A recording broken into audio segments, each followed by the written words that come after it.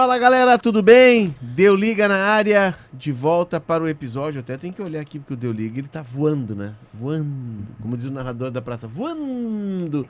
Episódio 39 do Deu Liga. E episódio especial, porque estamos gravando na terça-feira. Questão de 1h30, 2, saiu a notícia de que o Ancelotti se despede do Real Madrid ao final da La Liga, dia 24, 25 de maio. E está vindo para o Brasil. Finalmente o Edinaldo, né, o nosso Tom Hanks, que estava no aeroporto desde 2023, vai poder sair do aeroporto com o seu sonhado Edinaldo. E o nosso episódio é sobre Barça e Real Madrid, que vão se enfrentar mais uma vez. E esse clássico de sábado é o clássico que praticamente decide o Campeonato Espanhol. Barcelona vai ganhar? O espanhol ou o clássico? Não, porque se ele ganhar o clássico, ele ganha o espanhol. É o pacote. A diferença tem 4 pontos pro Vai Barcelona. abrir pra 7. Se o Barça ganhar, vai a 7. Se o Real Madrid ganhar, diminui para 1. Ainda tem chance de ser campeão o Barcelona. Ainda depende só de si o Barcelona. 7 pontos com mais 4 Não, rodadas. aí não tem. Se o Barcelona ganhar... Com mais 3. Mais 3 rodadas. Mais 3. Se o Barcelona ganhar, pode abrir o espaço na sala de troféus para colocar mais uma taça na galeria. Pode ir pra Rambla, onde tem a fonte. Ali a torcida faz a festa do Barcelona. É na Rambla. E tem uma fonte lá, que é uma fonte histórica. Eles se reúnem em volta daquela fonte. Se o Barcelona ganhar, o próximo jogo é contra o Espanhol na casa do Espanhol. Então ele pode comemorar o título contra o outro, o rival de menor expressão. Então essa Menor história pode ti. ser escrita. Menor pra ti. Ah, é verdade. O Léo virou adepto Óbvio, né? Ele do ia em todos Espanhol os jogos. em seu Menor período pra ti. barcelonista, né? Nós não somos joguinho de turista que ficam lá fazendo selfie. Lá vai pra torcer. São poucos, né? Não de menor É um belo alento. Mas né? fiéis, poucos, mas Poucos, fiéis. Não mas de fiéis. menor expressão, então, mas que no currículo não tem tantos títulos assim, embora tenha uma grande Rapidamente, importância na história. eu tenho um grande amigo que eu fiz, um colega de curso, Ravi, que era o cara que me levava nos jogos do Espanhol, torcedor do Espanhol, família toda do Espanhol. E aí um dia botaram uma tela nova na sala, era uma tela com touch, assim, então em vez de ser uma lousa, era uma tela, né? E aí a gente começou a acessar o YouTube. E aí ele começou a mostrar os jogos do Espanhol, e era assim, esse jogo aqui, nós estávamos ganhando até os 44 do segundo tempo do Barcelona. Aí tomamos um gol. Nesse jogo aqui a gente estava ganhando, mas aí tivemos um jogador... Eu falei, Rafa, mas só tem tragédia nesse teu time. E o grande troféu deles é um jogo que eles não deixam o Barcelona ganhar, eles empatam e o Real Madrid é campeão. Aquele jogo tira o título do Barcelona. Então é a grande conquista recente do Espanhol. É muito legal ver a relação entre eles. Gurizada, vamos pro índice? Vamos. Que hoje nós temos horário, viu? Temos horário. O índice do Deu Liga, por favor. A briga pela La Liga, a gente já começou a pincelar sobre isso. O fim do ciclo Carlo Ancelotti. E o protagonismo de Rafinha, né? O guri aqui de Porto Alegre, que não jogou no Grêmio e no Inter porque era, olha só, Valtinho. Franzino demais, Franzino pequeno demais. demais. Pequeno demais. Agora ele tá se lançando pro Inter de uma forma violenta, né? Diz É que o Inter de Sobis- Milão, né? Não, que o Inter Sobis- Miami. Que o D'Alessandro é ídolo dele, que ele pintava o Ele cabelo que nem o Sobis. Ele é colorado, menino da Restinga, colorado, mas enfim, ele não foi, a gente vai aprofundar depois, ele não foi mais um que a dupla Grenal, com seus estereótipos, né, ignora. Gurizada, antes da gente entrar na briga pela La Liga, essa não é uma briga só de um título, né? Essa é uma briga de identidade, é uma briga de dois países que convivem juntos sob a mesma bandeira. Embora, inclusive, tem uma discussão muito forte na Espanha, porque teve um referendo que foi realizado de independência da Catalunha, e isso foi considerado um crime. Os responsáveis pelo referendo tiveram que se exilar fora do país, e para o Pedro Sánchez poder se reeleger presidente, ele precisava dos votos desse partido dos exilados. E aí se criou a tal da lei da anistia. É uma discussão na Espanha até hoje. O noticiário de jornalismo geral na Espanha, ele é muito pautado por isso. A política da Espanha está muito em cima disso.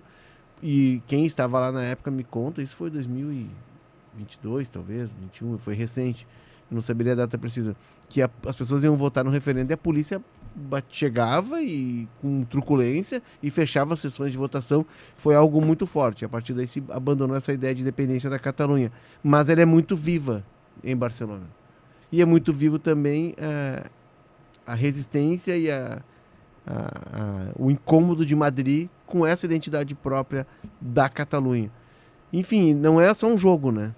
É o confronto de dois países, é o confronto de duas bandeiras, é o confronto de duas identidades. Eu acho que isso faz o clássico também mais intenso. Ele já se torna diferente justamente por isso, né? Quando a gente fala em clássicos, em 99% das situações, são de times da mesma cidade e, por consequência, dividem uma cidade entre torcidas, e aí nasce a rivalidade. Real Madrid e Barcelona não foi assim, tanto que o início dos dois times não era de rivalidade, e Madrid nem é perto de Barcelona, né? Eles ficam em lados... Madrid mais centralizada, Barcelona um pouco mais ao sul, sudeste. 2 horas no trem rápido, 2 horas e pouquinho. Da Espanha, mas à medida que o tempo foi passando, disputas foram acontecendo, eles foram criando essa rivalidade, começando externamente, para depois ir para dentro de campo, numa disputa de contratação do Di Stéfano, até se tornar El Clássico, né, que mais recentemente começou a ser explorado mediaticamente também dessa forma, né? Comercialmente, mais recentemente tendo Messi e Cristiano Ronaldo, um de cada lado, agora nenhum tá mais, agora é Vini contra Rafinha, enfim, mas essa parte midiática é mais recente, mas mesmo assim uma rivalidade gigantesca construída muito pelo contexto, né, que as duas equipes se envolveram. Pela história, né? Em 1936, Barcelona estava se preparando para ser sede de uns jogos, que não eram Jogos Olímpicos, era uma espécie de uma Olimpíada, quando teve a Revolução. Inclusive o Estádio Olímpico de Barcelona era construído para isso. E aí teve a Revolução, as tropas do Franco invadiram Barcelona. O cara que dá o nome ao estádio, o Luiz Company, que dá o nome ao Estádio Olímpico, era, na época, o governador da Catalunha, foi preso, julgado no Forte de Montjuïc, que hoje é um ponto turístico, e condenado à morte e foi assassinado. O presidente do Barcelona na época foi morto, e o Barcelona serviu como uma espécie de refúgio e de bandeira para resistir ao franquismo. O clube era uma espécie de resistência e se usou muito o clube por isso. O Franco apostou muito no Real Madrid, no sucesso do Real Madrid, para ser o sucesso, um símbolo de sucesso do governo, né? Do governo dele. Uma Espanha vitoriosa seria ter um time que representaria o país, a realeza, né? Um clube que leva o Real que tem a no coroa, seu nome, tem a coroa no símbolo. Então tudo isso era visto como um bom chamariz, um bom cartaz para o governo ditatorial que vivia a Espanha naquele momento. E isso influencia também o modo como os dois clubes gerem o seu futebol. Talvez o Real Madrid hoje em dia um pouco menos, mas o Real Madrid sempre foi, modo de dizer, mas acho que os grandes astros do Real Madrid de tempos modernos são jogadores que vêm de fora, né? São jogadores contratados, desde o Di Stéfano. Talvez o Raul tenha sido o caso único, recente, mas aí o Raul já pega uma era galáctica, né? Ele é grande estrela em determinado momento, mas depois ele passa a ser mais uma das tantas joias que são contratadas. Raul Madrid. O Raul Madrid antes teve, sei lá, o Sanches mexicano nos anos 80. Enfim, é um clube que contrata muito, né? O cara do momento sempre tem um jogador de destaque no Real Madrid.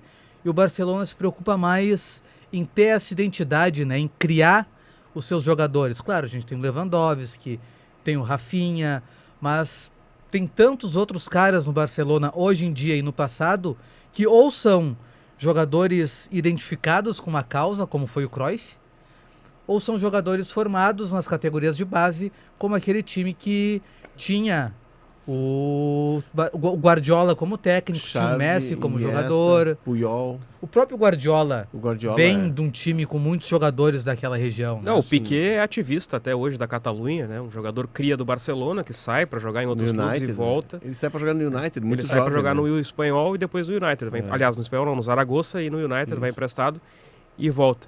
E o time desse ano, se a gente vai fazer a comparação, né? O Real Madrid tem o Raul Carvajal. Como é que é o nome do... Raul Asensio, isso. Sim. O Raul Asensio, que é da base. Né? O Carvajal é outro jogador, né? Que vai pro Leverkusen, é recomprado. Mas são exceções, assim, se a gente for ver o Barcelona, que tem Gavi, que tem Pedri, que tem Cubarsí, que tem o Eric Garcia, que vai pro City e volta. O Pedri já vem do Las Palmas, vem jovem, mas jovem, já formado. Mas o que eles estão comemorando... O centroavante reserva, o Ferran é um que vai e volta também. O zagueiro, o Eric Garcia. O Garcia, que vai pro City e volta. Tem o Paulo Vitor, acho que é o centroavante. Enfim... Barcelona usa muito mais a La Masia, né, que é famosa pela formação de jogadores. E é uma tradição do Barcelona, mas é também uma questão de necessidade. O Barcelona estava quebrado, né? Sim. E o Barcelona está reformando o Camp Nou. Ele fez um empréstimo dando como garantia a receita que vai gerar o Camp Nou. Então, claro que os bancos só fizeram isso por ser o Barcelona, né? Porque sabe do poder econômico e que vende tudo. E a loja sempre funciona, o museu está sempre bombando. Muito baseado em palcos VIPs, a reforma do estádio, em áreas mais caras. Tanto que a ampliação do estádio ela é de 7 mil lugares apenas, mas como negócio vai ser estrondoso. E esse momento de crise financeira, o Barcelona se reinventa, tentou com o cara da casa, repetiu a fórmula Guardiola com o Xavi, não deu certo, mas se reinventa com o surgimento de uma geração que é espetacular, né? Lamine Yamal, Cubarsí... o próprio Yamal, né? Eu não citei, que ele é da base também, né? Que é da base, O Gavi, que se machucou, que teve uma lesão séria no joelho, não voltou a jogar ainda no seu nível, mas o Gavi foi para a seleção. O Baldé, lateral esquerdo, também da base. Até que é uma eterna promessa e não deu certo, o Ansu Fati, né? Jogou no final de semana joelho, também. Né? Mas tá lá ainda. Foi emprestado pro Brighton, né? Não conseguiu jogar. Teve Everton também, jogou em vários times emprestado, não deu. Isso, não conseguiu, e ainda é um grande dilema, porque ele não consegue decolar. Mas a geração é muito boa. E eu acho que esses opostos aí, ter essa grande diferença, torna esse clássico tão legal de acompanhar os bastidores. Os jogos são muito bons sempre, porque a gente pode estar falando de estratégias, de filosofias diferentes. Mas se a gente for ver, são craques dentro de campo. Cada um com o seu estilo de jogo, mas sempre dá jogão. É muito difícil a gente ver um Real Madrid e Barcelona que não deu um grande jogo. Pra mim é o maior clássico do mundo, porque une rivalidade, une filosofias diferentes, tem essa questão política, tudo mais, e tem os melhores jogadores do mundo, então não tem como dizer que não é o maior clássico. São duas visões diferentes, mas ambas convergem na busca de um futebol bem jogado. Né? O Real Madrid através das contratações e o Barcelona através da formação de jogadores técnicos.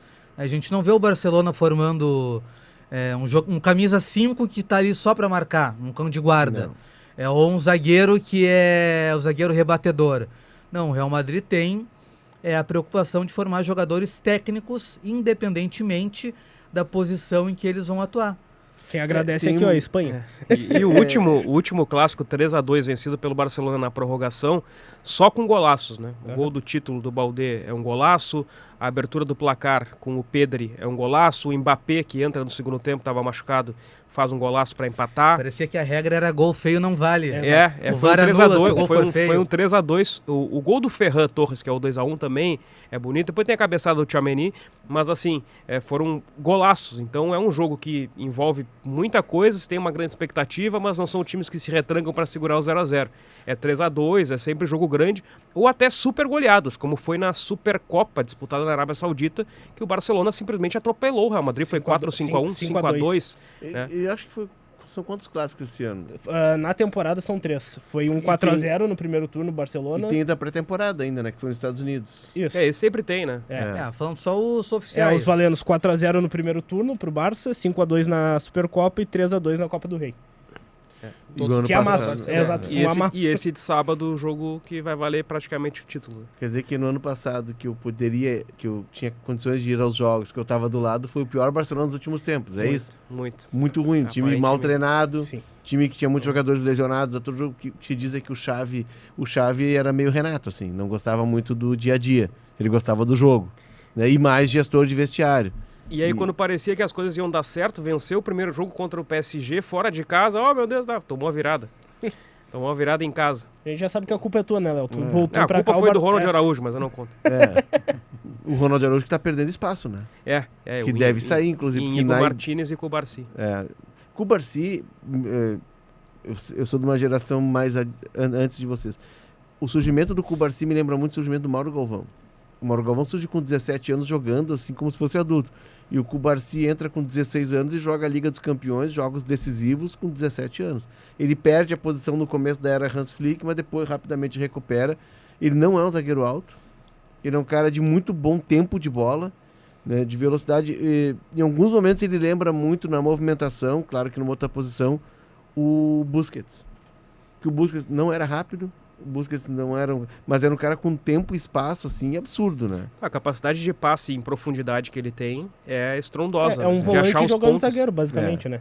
Exatamente. E muito bem no ataque. E quem quiser saber um pouco mais aprofundadamente sobre o Barcelona dessa temporada, é só voltar algumas casas, alguns episódios do Deu Liga, que a gente tem um episódio exclusivo e especial para falar desse novo Barcelona que surpreende. Né? E que a gente não tem. E a gente gravou esse episódio há um tempo, depois eu te conto. Mas ele serve. Ele serve até hoje. Serve. Tudo que a gente falou lá Era até tá um pouquinho melhor. Era começo de temporada, mas a ideia floresceu, né? Aquela plantinha ali, aquela sementinha que foi colocada floresceu. E a mim surpreende porque eu não imaginava que o Barcelona sustentaria a temporada com um trabalho novo, com um técnico vindo de fora do país e com um elenco jovem, com muitos jogadores recém-saídos das categorias de base. O que ele fez foi colocar vitamina no tic-tac. Ele botou velocidade no tic-tac. O Barcelona não deixa de ser um time de toque, mas é um time que marca alto e vertical. Com a bola é muito rápido. Eu acho que isso faz com que o Rafinha tenha esse protagonismo todo. Porque o jogo do Rafinha é esse, né? É um jogo mais vertical. Não li, nem ouvi falar a respeito, mas o Barcelona estava há muito tempo tentando retomar o guardiolismo, e aí tentou até com o Quique Setién, né? E aí quando ele retoma o Luiz Henriquismo, que foi um time que também tocava a bola, mas foi mais direto, eu imagino que o Hans Flick tenha tomado um café com ele e retomado. O Quique Setién, que foi contratado pelo Barcelona, ele conta essa história que ele tem uma fazenda, ele cria vacas. E ele estava no meio das vacas, de bota, macacão, cuidando do campo. E aí eu ligo toco o telefone, por sorte que ele sai do campo, sai do meio das vacas para comandar o Barcelona. Não deu certo, claro, né? Gurizada, para quem tá no YouTube, vendo essas ricas carinhas, né, assina o canal de GZH, deixa o like, né? Sempre que tiver um episódio novo, ativa o sininho. Sempre que tiver um episódio novo, vai ser avisado. Não te assusta que não é mensagem de quem não deve mandar mensagem naquela hora. E para quem está nos ouvindo no Spotify, nas outras plataformas de áudio, 5 estrelas, ativa o sininho também, porque sempre que tiver um episódio novo, a gente vai estar te lembrando. Seguindo aqui no nosso índice, Carlo Ancelotti. Carleto. Léo, finalmente. Eu vou pedir um tempinho só pra gente não seguir o índice ainda, pra já não enlouquecer, mas é por 2 pontos importantes, né? Que eu falei no início sobre o surgimento da rivalidade, que ela se acirra quando o Barcelona contrata o Di Stéfano em 53. O Milionários da Colômbia vai jogar contra o Barcelona, ele joga muito, e o Barcelona contrata o Di Stéfano. Ele ia jogar no Barcelona, mas há uma intervenção do Franco, que impede estrangeiros curiosamente naquele momento, estrangeiros não podiam jogar. Aí eles tentam fazer um acordo, o ministro lá, que era general e tal. Então cada um, ele joga 1 ano em cada um. Joga 1 ano no Real, outro no Barcelona. O Barcelona rejeita a história, a torcida enlouquece. Então não fechou o acordo. Di Stéfano, jogador do Real Madrid. Aí explode a briga. E em 2023, embora exista essa relação, Real Madrid relacionado ao franquismo e o Barcelona à oposição, em 2023 o Real Madrid lança um vídeo mostrando fatos que relacionam o Barcelona com o franquismo também. O Camp Nou teria sido inaugurado com um discurso de um ministro franquista, e o Barcelona teria condecorado o Franco em várias oportunidades também. Em 65, ele recebeu a carteirinha de sócio de honra. Então, foi o Real Madrid contragolpeando, associando também o Barcelona ao franquismo. Embora reconheça a história de luta da Catalunha, o Real Madrid quis dizer que, tudo bem, a gente tem nossa relação, mas vocês também. Vocês têm o rabo preso também. O Evaristo de Macedo jogou nos dois também. Talvez tenha sido, que foi nessa época, né? O Evaristo, eu peguei o Evaristo no Grêmio, eu era setorista. E ele dizia, eu joguei no Barcelona e no Real. Sabe? Eu tô no museu dos dois. E realmente ele é homenageado sempre nos dois. Eu já li a respeito. O Evaristo só não estava nas seleções de 58, 62, pela questão da distância. Jogava na Espanha, tu jogava num outro planeta, né?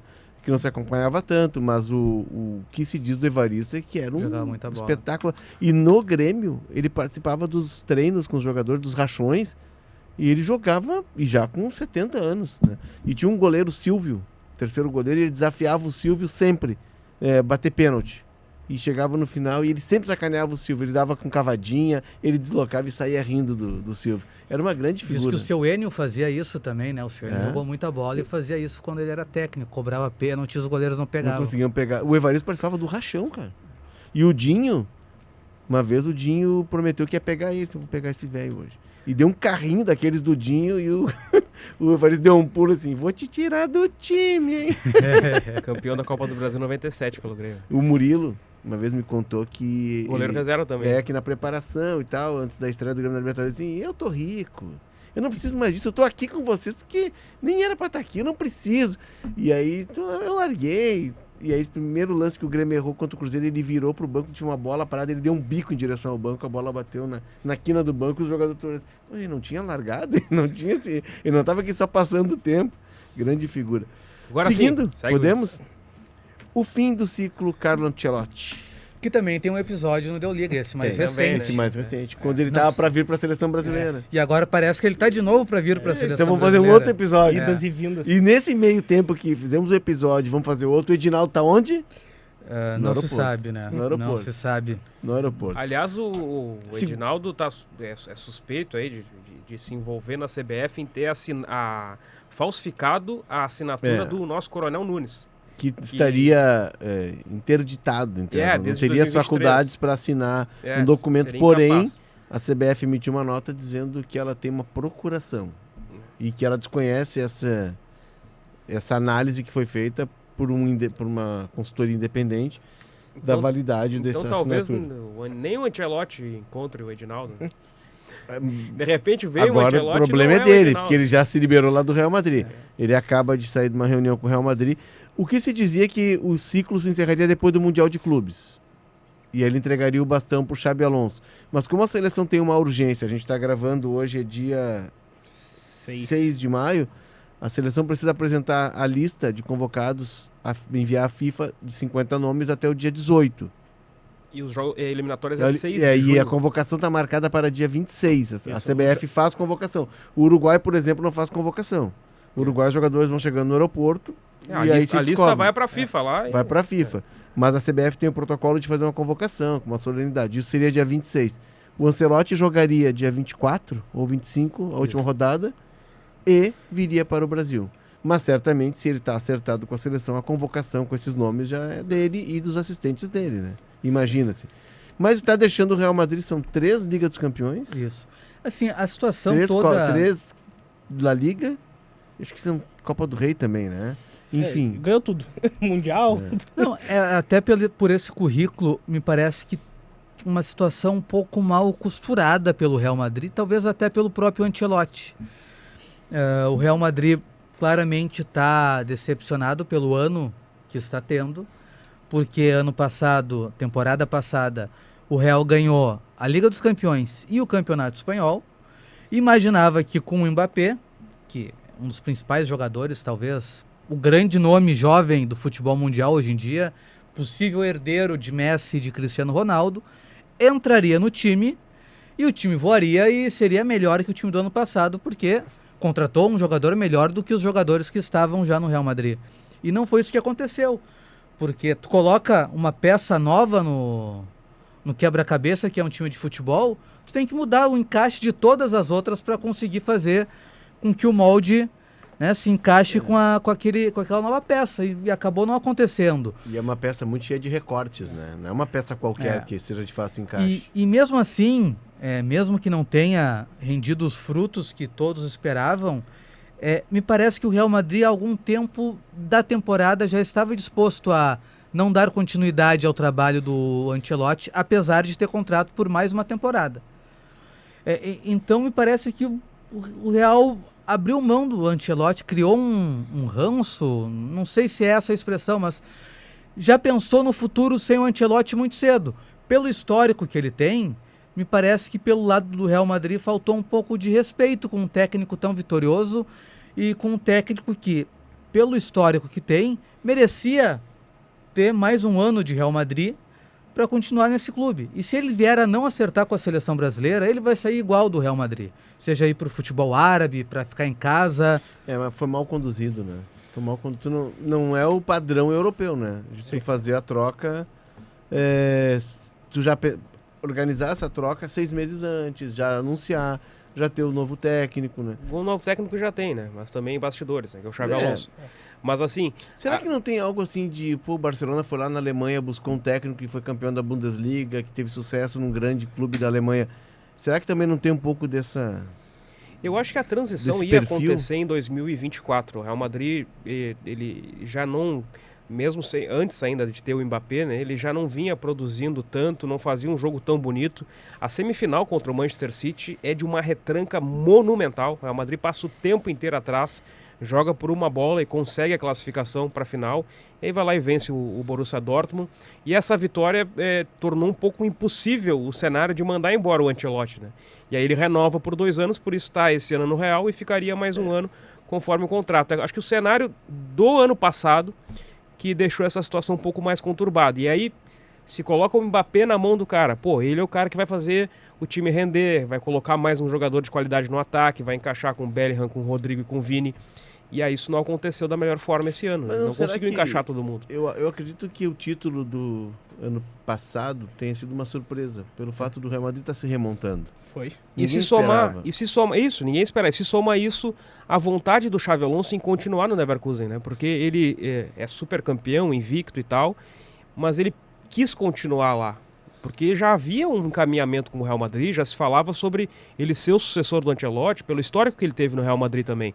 E ele fica no Leverkusen, volta a ter uma temporada de Leverkusen, né, que até disputa o título com o Bayern de Munique até um limite, mas sem ser o sucesso que foi. E agora sim, agora ele tem o caminho aberto para assumir o Real Madrid. E o Real Madrid não deu, né, Torre? O lateral direito que precisava. E vai dar agora. Vai dar agora o Alexander Arnold. Foi uma temporada problemática em termos de lesões, de opções pro Ancelotti. Ele não é o único culpado, por isso também que eu vejo a postura do Real Madrid como exagerada na relação com o Ancelotti. Porque foi um ano problemático. Foi problemático, mas ele tem culpa. Tem bastante culpa no cartório ali. Porque desde a temporada passada o Real Madrid já não era um time com um padrão de jogo que a gente olhava. Olha, o Real Madrid joga dessa forma, igual o Barcelona tá jogando esse ano. E daí o fato do Barcelona tá jogando essa bola absurda, ter trazido um técnico novo que deu certo, tá indo longe na Champions League, líder do Campeonato Espanhol, tendo um padrão de jogo que todo mundo elogia, o Real Madrid já não estava feliz com o Ancelotti. Ficou porque o Xabi Alonso não o quis vir. Agora que tem esse andamento, já é melhor. Mas o Ancelotti, ele tem notícias lá da Espanha que ele menosprezou a contratação de zagueiros, de laterais, porque ele achava que com o que tinha ia dar certo. A gente viu que não deu. A defesa do Barcelona, a do Real Madrid, é um isopor, assim. É muito fácil de passar. Em determinado momento ele não tinha nem Alaba nem Rudiger. Isso, e o Carvajal fora. E daí o Courtois machucado em algum momento. E tendo de lançar a mão toda hora do Mendy, que não consegue se afirmar. Daí tem que improvisar o Tchouaméni, daí tem que botar o Camavinga, perde o Valverde no meio de campo pra botar de lateral. E o Kroos, que pra mim foi o grande buraco que ficou no time, né? O Kroos anuncia a aposentadoria e o Real Madrid não repõe esse jogador. A reposição foi o Mbappé e aí passar os outros jogadores um pouquinho mais para trás. Dar um passo para trás. O Bellingham mais para trás, o Valverde um pouquinho mais para trás. Tanto que o Modric com 40 anos, praticamente, acaba voltando a ter protagonismo porque ele virou o novo Kroos. Mas ainda assim, né, com todos esses problemas, com todas essas dificuldades, o Real Madrid chega com chance de ser campeão a poucas rodadas do fim do campeonato. Eu só trago a comparação. A gente fez o programa lá no início das ligas, né? Acho que todo mundo palpitou que o Real Madrid ia ser campeão, né? Porque, o Mbappé chegando, a gente imaginou que o time ia trazer mais peças. Eu vou me defender, botei Barcelona. Botou? Então, mas eu errei outras também, mas essa eu vou levar. Mas eu achei que o Real Madrid ia passear no Campeonato Espanhol, porque a gente também não esperava que o Barcelona ia ser tudo isso. Tanta liga isso, assim, né? Mas lesões são previstas, na última temporada teve, e o Real Madrid sofreu, mas o Vini Júnior jogou muito, o Rodrigo jogou muito. Esse ano o Rodrigo já não tá jogando tanto, é perigo até dele sair na próxima temporada. Tu tem ali a questão do Endrick, que é mal gerida pelo Ancelotti, do Arda Güler. Então é um time assim que o comando já não estava muito certo ali, sabe? O Ancelotti tem uma história magnífica no futebol, um dos maiores da história, só que eu acho que o Real Madrid precisa de uma cara nova, precisa de alguém que vá dar um padrão de jogo para esse time. E com os jogadores que tem, o Xabi Alonso, para mim, pode fazer um trabalho imenso. Se o Alexander Arnold confirmar, se você é mais um lateral esquerdo, precisa de mais um zagueiro. Sim. Né? Meio campista, porque é um time... isso eu acho interessante, né? Que o Real Madrid fez a renovação para um time de futuro. Se for ver, são todos jogadores jovens. E que já estão há bastante tempo no clube. Já estão há bastante tempo no clube. Mas aí, por exemplo, para substituir um Kroos e um Modric, o Camavinga e o Tchouaméni precisam comer mais feijão, precisam de um certo tempo para atingir. São jogadoraços, mas nesse nível de protagonismo, tu leva um certo tempo. O Rodrigo deve sair. Joga um pouco mais à frente. O Rodrigo ficou sem espaço nesse time, né? Ele joga porque sempre tá... Às vezes o Vini é poupado, o Mbappé se machuca, então ele vai ficando, ele se encaixa em todas. E como ele joga em todas, eu acho que isso é ruim pro Rodrigo. É horrível. É ruim porque... Na seleção também ele tá sempre, mas joga em qualquer posição. Pois é, mas aí tu é de todo mundo e não é de ninguém, entendeu? Ele precisa... Talvez o Rodrigo tenha de sair, jogar numa grande liga, num time em que ele seja o protagonista. E numa posição, definir uma posição. Ele é o sonho Qual do é Guardiola. A posição do Rodrigo? Ele é o sonho do Guardiola. Mas qual é a posição dele? Pra mim ele é ponta esquerda... E pra mim ele é onde ele melhor joga. Só que lá tem o Vini no Real. Pois é, eu acho que ele também seria um bom meia central. Eu prefiro ele jogando pelos lados do que por dentro. É que ele tem que definir, até para que ele se defina e a gente possa ver, porque pra mim ele é um jogador mais completo, por exemplo, que o Vini. Com mais recursos que o Vini. Em sentido de assim, se for fazer um... Completo, não, melhor... mais técnico, ele tem drible também, tem velocidade. Boa. Entendeu? Mas aquilo que o Vini é melhor, ele não faz mais diferença. Faz mais diferença. Mas, tipo, tu pede pro Vini armar o jogo. Não. O Rodrigo consegue. Sim. Tanto que o Tite na Copa usa o Rodrigo como meia por dentro, né? Pra gente encaminhando aqui o momento do Carlo Ancelotti, ele vai ter uma dificuldade imensa em se adaptar à cultura brasileira. Por mais que ele goste de brasileiros, por mais que ele seja um cara flexível. E ele, para mim, é o técnico europeu de ponta que tem mais jeito de brasileiro, né? Porque ele se adapta, né? O técnico europeu trabalha com projeto. O Ancelotti chega e trabalha com o que tem. Minha dúvida é se ele vai morar no Rio de Janeiro ou se ele vai vir eventualmente. Essa é uma das grandes discussões. A minha maior dúvida é quantos jogadores do Brasileirão ele vai convocar. Para mim, essa é a questão. Eu só quero ver preciso saber como é que ele vai criar processos dentro da CBF. Como é que ele vai pegar a chave da sala que nem o Tite pegou e vai montar uma mega estrutura de trabalho? Uma vantagem que tem é que ele levanta o telefone e fala com qualquer técnico do mundo. Embora o Tite conseguisse contato com as comissões técnicas, mas o Ancelotti fala inglês, fala italiano, fala espanhol, francês. Então, assim, ele é um cara que ele fala com todo mundo. Mas eu digo de estrutura de trabalho, porque assim... naquele amistoso da seleção brasileira que eu cobri com o Zé Alberto na Espanha, eu conheci o Real Madrid, o CT e o estádio. Aí tu entende por que eles são melhores do mundo. Por que eles são os melhores dos melhores. Porque o nível de profissionalismo, o nível de estrutura, a qualidade de trabalho que é proporcionada, o tamanho do projeto, não tem igual no mundo. E essa é uma dificuldade que ele vai ter de adaptação, ainda mais nessa CBF, né, do Edinaldo. Que ele centraliza tudo, que tudo passa por ele, ele desconfia da sombra. Um técnico desse não funciona assim. Esses técnicos são mais do que técnicos, são managers. E outro ponto, né? E é uma curiosidade. O Tite treinou a seleção com o filho de auxiliar, o Dorival treinou a seleção com o filho de auxiliar, e o Ancelotti vai... E meu pai não é técnico. Sacanagem, né? Meu pai não é técnico, né? Que loucura. Seguindo no índice aqui, gurizada, antes que a gente tenha um infarto aqui no nosso estúdio, um beijo pra Janaína Willi, né? Tá muito tranquila, muito serena, né? Sempre serena. O protagonismo de Rafinha, o guri que foi rejeitado por Grêmio Inter. Atualizando os números, né? Sem contar esse jogo da Champions que a gente tá gravando antes. 58 jogos na temporada, 35 gols, 24 assistências. Então ele tem participação em 59 gols. Que loucura. É a temporada, assim, fantástica do Rafinha. É arriscado cravar isso, mas ele certamente estará no top 3 da Bola de Ouro, se não ganhar. E se perder pode ser pro Yamal, 17 anos, né, que é um monstro, um absurdo. É que passa muito quem vai ganhar e quem vai decidir a Liga dos Campeões. Isso aí tem um peso muito maior do que os números da temporada. Tem um vídeo que viralizou na internet. Em 2003, o Thierry Henry teve números próximos desses do do Rafinha. E aí tem um programa que ele participa da Liga dos Campeões, que vai ao ar nos Estados Unidos, e começam a perguntar para ele: tu fez quantos gols nessa temporada? Sei lá, 40. Fez quantas assistências? 23. E não sei o que, e tal. E quem ganhou a bola de ouro? Pavel Nedved. Por quê? Não sei. Por quê? Porque o Nedved, na arrancada da Juventus para a final, jogou muito, principalmente contra os 2 jogos contra o Real Madrid. E aquelas atuações pesaram muito mais do que os números do Nedved da temporada, que era menos da metade dos números do Henry. E aí, mesmo sem jogar a final, o Nedved, talvez isso tenha beneficiado ele não joga a final e é eleito o melhor jogador da Europa. O difícil é ver algum desses jogadores, né, que estão na semifinal, cheguem na final, que consigam fazer essa arrancada, né? Não, mas é que eu digo assim, se o Dembélé, digamos que o Dembélé joga bem, o PSG é campeão, dificilmente tu vai tirar esse título do Dembélé. Tu precisa ter algo para mostrar, né? Sim. Que sejam além dos números. O cara que fica atrás, por essa questão de memória recente, é o Salah, né? Fez uma baita temporada. O Salah. O Liverpool era o melhor da fase de Liga, da Champions, mas aí cai para o PSG nos pênaltis. O Liverpool ganha o inglês cedo, sem grandes dificuldades. E agora o Salah não tem mais nenhum jogo competitivo para fazer. O Rafinha joga na do Neymar hoje, né? Não mais. Né? Ele tem jogado em quase todas ali da frente também. Ele mais na começou esquerda e no meio. Sem o Lewandowski também, o time ficou mais móvel, né? Começou a temporada assim, ainda não tinha o Dani Olmo, e o Dani Olmo teve muita dificuldade para conseguir regularidade, ou por lesão, ou pela questão fiscal mesmo, de contratação dele, a questão burocrática, né?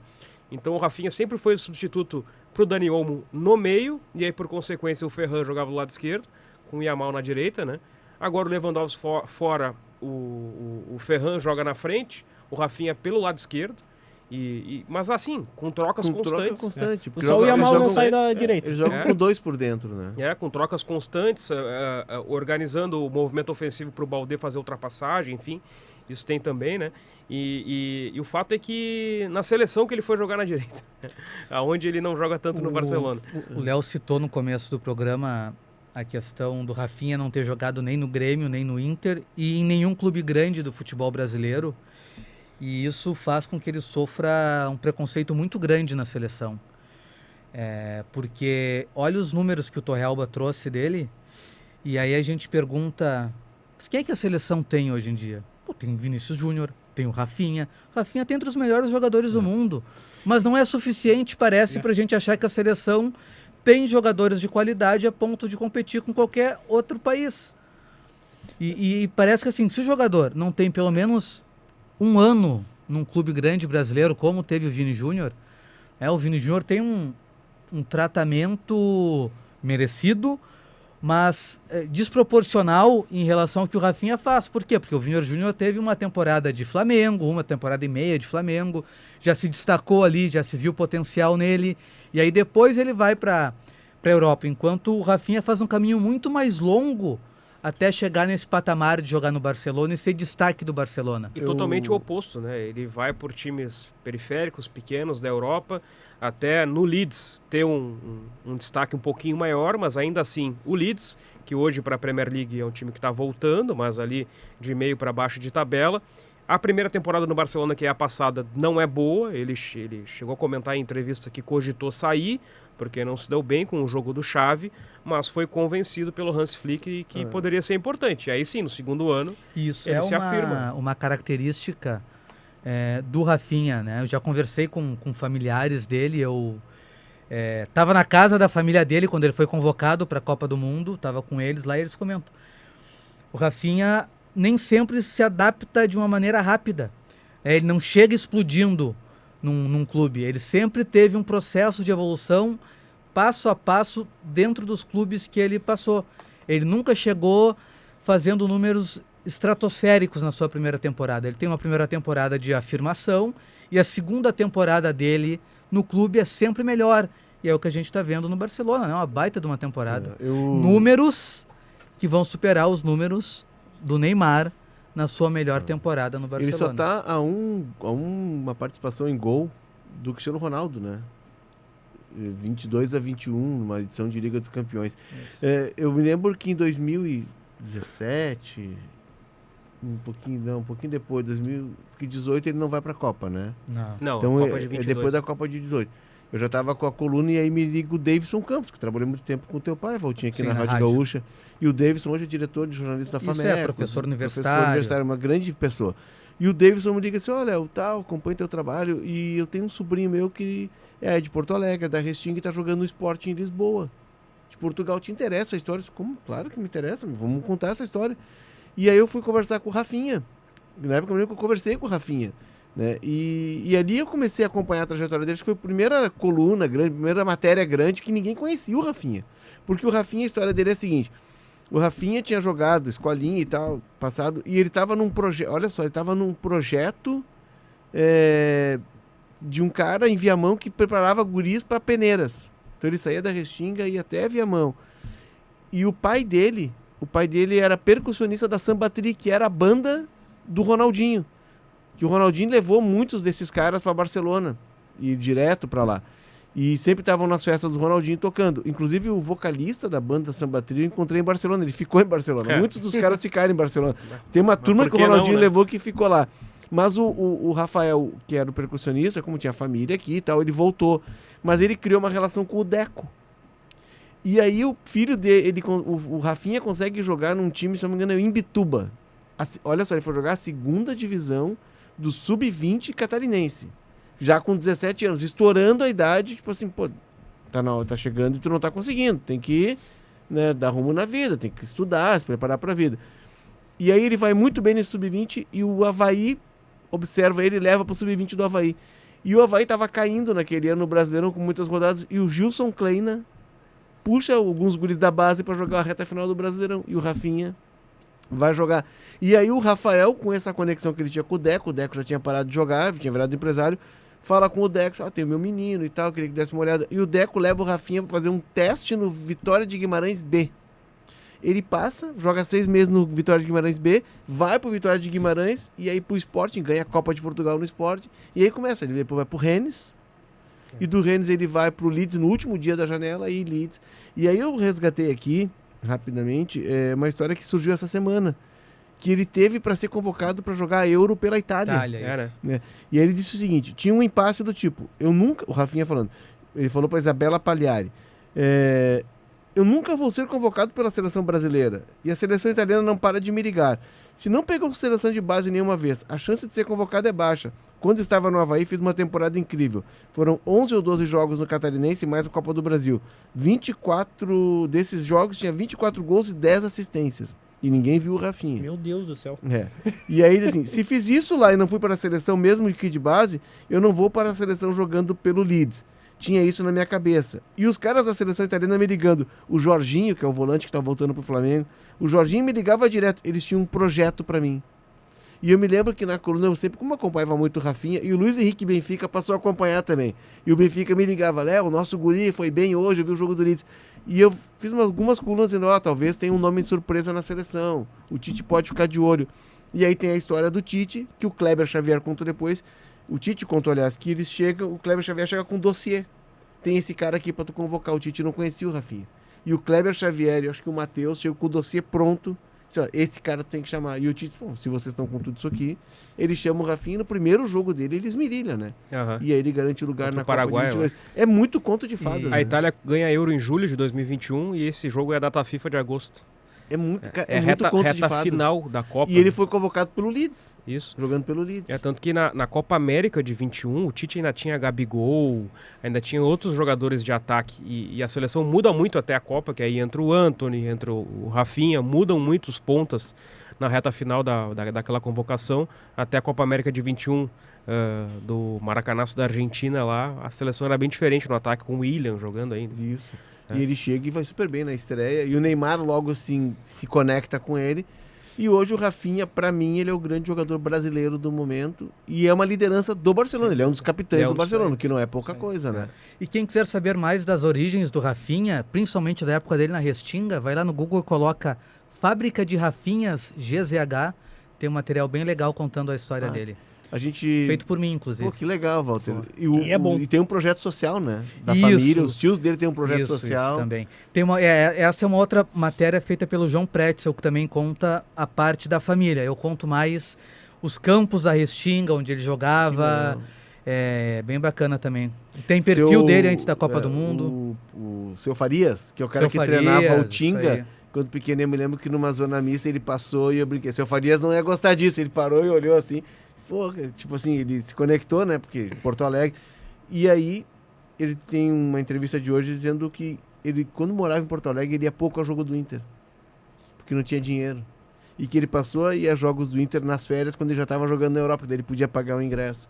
E o Inter recebeu ele, ano retrasado, no Beira-Rio, deu uma camisa para ele, enfim. O Inter tem feito muito carinho no Rafinha e no Ronald. Também, né? O Ronald Araújo é colorado, assim como o Darwin Nunes também. Os dois uruguaios da fronteira. Projeto 2030 no Inter. E o Alisson voltando. Imagina, hein? Esse time. Pois é, mas é que a questão da fronteira é porque eram pobres e, como moravam na fronteira, assistiam a RBS TV. A TV. Não tinha dinheiro para pagar a assinatura de TV para Uruguai. A TV a cabo brasileira, não só a RBS TV, como as concorrentes também, né? O Ronald era fã do Silvio Santos. Ele que via Domingão do Faustão, né? Também. E gostava do Paulo Brito. Feito! Quando ele fazia gol lá no Huracan, ele é do Huracan, né? O time dele em Ribeira. Vamos tomar um chá, parar de falar um pouquinho? Vamos, acalmar um pouco. Um chá de camomila pra Giana, por favor. Chá de camomila pra Giana, por favor. Valtinho, eu já falei demais. Ah, é? Já. Vamos falar de alguém que, assim como o Evaristo de Macedo, jogou pelos dois lados. Mas não saiu bem, né? Mas não saiu bem, né? Não é tão bem recebido assim em um dos lados, que é o Figo. Figo, jogador português, jogou pelo Real Madrid, jogou pelo Barcelona, primeiro no Barça, depois no Real Madrid. Troca diretamente um pelo outro numa transação assim, um pouco estranha. E parte dessa transação, a parte mais picante dessa transação, é contada num documentário que tem nos streamings da vida, que fala da carreira dele, mas principalmente dessa ida dele pro Real Madrid, que foi uma situação muito estranha, que ele está viajando, o empresário dele está negociando, num dia ele está num clube, no outro dia ele está no outro, enfim, que é umas imagens assim que deixam até o Figo a certo ponto como vilão, porque ele estava acertado para seguir no Barcelona e acaba acertando contrato com o Real Madrid. Então essa é a dica do Chá das 5 de hoje. Netflix, né? Netflix. A cena dele sendo recebido no Camp Nou é absurda, né? Tirando dinheiro Nossa, nele, aquilo ali, imagina a pressãozinha que ele tava sentindo. Jogaram uma cabeça de porco, Sim, né? Ou foi uma garrafa de uísque. Ou os dois. Ou os dois, né? Ou os dois. E mais coisas. Muito legal. Era a cena de Libertadores, assim, com a polícia ainda ali escoltada. E mostra, o que me chamou a atenção nesse documentário é que eles têm imagens ele indo na casa dele quando ele troca o Sporting pelo Barcelona, a simplicidade, assim, um apartamento, ele morava com os pais, um quarto, assim, um apartamento pequeno, num conjunto residencial, e ele tá indo pro Barcelona, tipo, aí ele chega em Barcelona, recebido no aeroporto, aquela multidão, a vida do cara dá um salto, assim. Figo, que é da geração dourada de Portugal, campeão mundial 85, era o Figo, Rui Costa, Pauleta, o Vitor Bahia, goleiro, né? Bahia, Paulo Futre, acho que Paulo Futre é um pouco mais velho, talvez. Mas acho que tava também. Ele era o grande nome, né? E a camisa 7 de Portugal começa a ser eternizada por ele. Depois tem sequência com o Cristiano Ronaldo. Ele é o capitão do time de 2004 na Eurocopa, semifinalista. Aliás, finalista e semifinalista da Copa de 2006. E eu já ouvi, agora não lembro qual foi o jogador do Real Madrid, que deu uma entrevista dizendo que o Figo foi melhor que o Cristiano Ronaldo, porém menos midiático. Jogavam em posições similares no início de carreira, né? Na ponta direita, depois o Cristiano vai mais para frente, o Figo um pouco mais para o centro, mas eu não lembro agora qual foi. Talvez na mesma posição a gente até... Eu acho que foi o Emerson, que jogou no Real Madrid, que teria dito isso. Agora, mas eu não lembro, eu li sobre isso, que foi um debate aberto, né? Eu vi um recorte do Tevez contando que ele chegou no United, ele treinará às 9. Disse, é normal tu chegar 2 horas antes, toma um café, conversa. E aí, era às 10. Aí chegou às 8, o Cristiano estava lá, saindo da academia. Aí no outro dia ele chegou às 7, o Cristiano estava lá. Aí chegou às 6h30, o Cristiano estava lá. Aí disse, não. Aí 6 horas. Aí coisa assim, não, eu não vou chegar às 5h30 da manhã. Que o Cristiano Ronaldo chegava ia pra academia. E depois do treino eles saíam e ele ficava batendo falta ou ficava fazendo algum exercício específico. Ou seja, ele não é um jogador brilhante, mas ele se potencializou por isso, né? E aí o Cristiano Ronaldo ele vai jogar na esquerda, na seleção também, porque na direita, quando ele estava começando a carreira... Tinha o Figo. Era o Figo, né? E aí o ponto Filipão esquerdo era o Simão dois, né? Sabrosa, eu acho. Sim. Sim, na seleção os dois juntos. Esse time é do Filipão, 2004, 2006. Aí o Figo sai já. Na Euro 2008 o Ronaldo já é o 7 e já é o protagonista da seleção. O Filipão disse que impactou muito o nível de cultura do Figo. Que ele tá acostumado no Brasil. Eu acho que foi o Filipão que falou do Figo. O Filipão falou pro Duda Garbi do Figo. Ele falou que o Figo é melhor que o Cristiano Ronaldo. É isso aí. Foi nessa entrevista que eu vi. Um abraço pro Duda. Baita entrevista que ele fez. E o Filipão ficou impressionado com o nível intelectual. E chamou a atenção de a forma como o Figo conversava com ele. Pra onde é que nós vamos? Pra onde? Pra onde? Futebol é uma viagem.